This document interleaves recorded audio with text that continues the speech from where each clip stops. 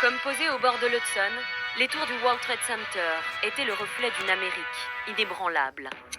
C'est le symbole de la puissance financière et économique du pays. Un projet titanesque, démarré en 1966. 10 000 ouvriers vont se relayer pendant 6 ans pour élever ces 2 sœurs d'acier et de béton. Le gratte-ciel ouvre en 1973. Près de 50 000 salariés occupent les 110 étages. C'était le plus haut building, indépassable, à la fois la poussée vers le ciel, l'optimisme, l'esprit de conquête. Une des mesures qui va faire des Twin Towers une cible en mars 1993.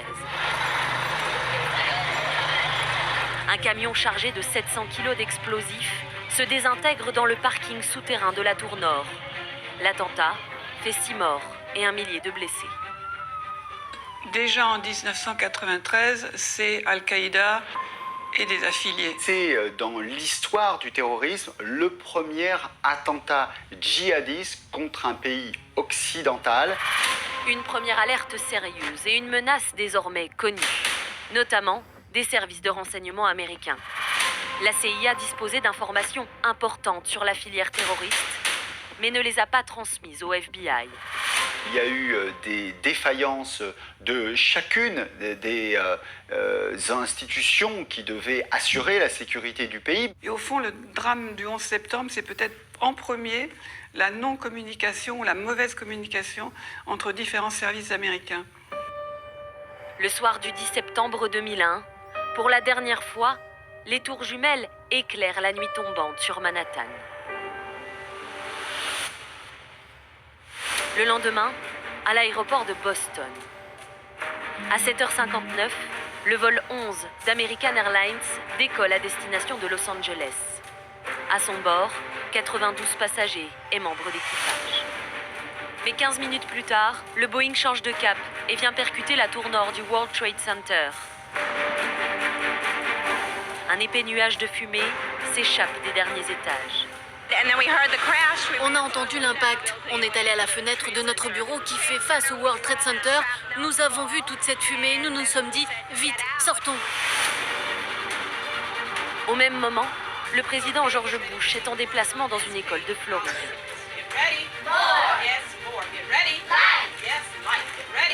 Il sait qu'un premier avion s'est écrasé.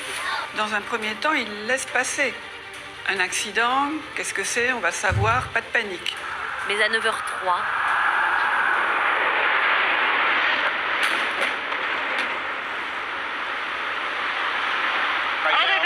Another plane just hit. Oh my God, another plane has just hit. À bord du Boeing, 64 personnes sont précipitées dans la tour sud. À des milliers de kilomètres, le chef de cabinet de la Maison-Blanche s'avance et annonce au président. Monsieur le Président, un deuxième avion a percuté la tour sud. L'Amérique est attaquée.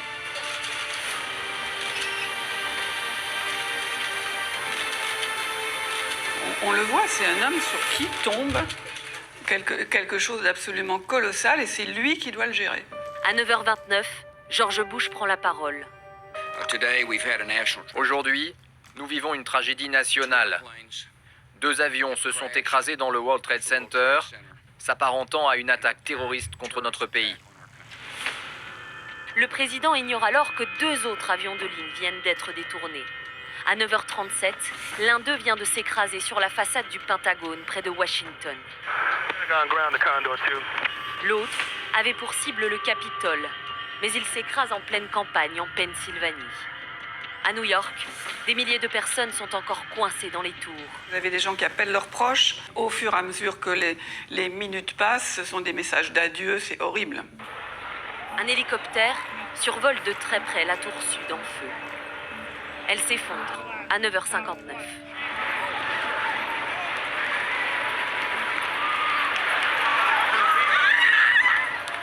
Moins d'une demi-heure plus tard, la tour nord s'affaisse à son tour.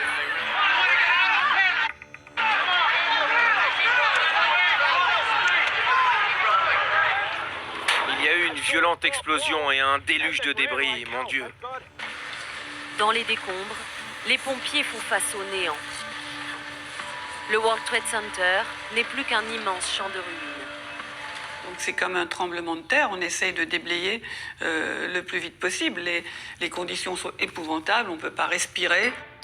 Les attentats du 11 septembre auront fait 2977 morts et 6300 blessés. Derrière l'horreur se cachent 19 visages. Ces hommes ont détourné les 4 avions de ligne. Tous sont membres d'Al-Qaïda. Le commanditaire de ces attaques est désigné Oussama Ben Laden. C'est un djihadiste saoudien. Son objectif est d'abattre les 2 grandes puissances qui ont fait la guerre froide, l'Union soviétique d'abord, les États-Unis ensuite, et de créer un califat mondial. George Bush lance alors sa guerre contre le terrorisme. Dès octobre 2001, en Afghanistan, soupçonné d'héberger Ben Laden, puis en 2003 en Irak. L'administration Bush a 2 objectifs lorsqu'elle décide d'envahir l'Irak: se débarrasser de Saddam Hussein et prétexter d'armes à destruction massive, mais également prendre le contrôle définitif de la région pour des raisons liées à l'énergie, au contrôle du pétrole. Les États-Unis vont attendre jusqu'en 2011 pour retrouver et éliminer Oussama Ben Laden, caché dans cette maison au Pakistan. Malgré ces événements, le terrorisme islamiste n'est pas mort. L'équilibre du monde est bouleversé pour très longtemps. Après Al-Qaïda, c'est la naissance de l'État islamique qui va produire de grandes tragédies liées à une 2e vague de djihadisme. Une nouvelle ère marquée par des libertés individuelles encadrées, des contrôles renforcés et une surveillance de masse. La démocratie américaine, 20 ans après le 11 septembre, on sait qu'elle est fragile, on sait qu'elle est très ébranlée. À travers un nouveau symbole, la Tour de la Liberté, construite à la place du World Trade Center, l'Amérique veut malgré tout montrer au monde entier qu'elle tient toujours debout.